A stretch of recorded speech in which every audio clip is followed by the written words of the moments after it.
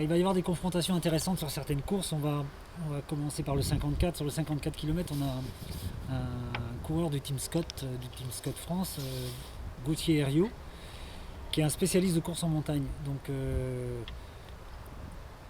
qui est un coureur qui a un très très gros niveau, mais qui ne va pas forcément être à son avantage sur des profils comme Mont Contour où il faut sans arrêt relancer parce que ça monte, ça descend sans arrêt.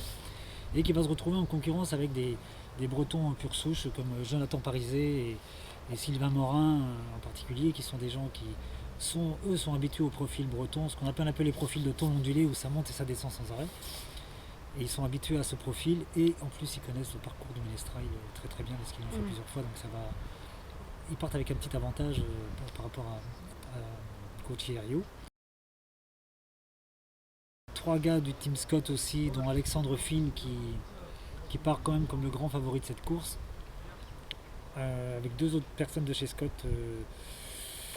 Théo Arnaud et Oscar Crassou, qui sont vraiment deux autres coureurs très très bons et qui vont se retrouver confrontés avec le top breton aussi par le biais de Vincent Roussel du Team Bercy. Chez les filles, on va avoir une confrontation très intéressante sur le 24 aussi entre Delphine Vincent et Julie Bresset, la championne olympique de VTT, qui vient s'essayer aussi sur le 24 km. On a David Godu, le cycliste, 11e du dernier Tour de France, qui vient batailler un peu sur le 33 km et qui va se retrouver en concurrence, je pense, en priorité avec Thomas Lelon du Morbihanais qui a une belle pointure aussi.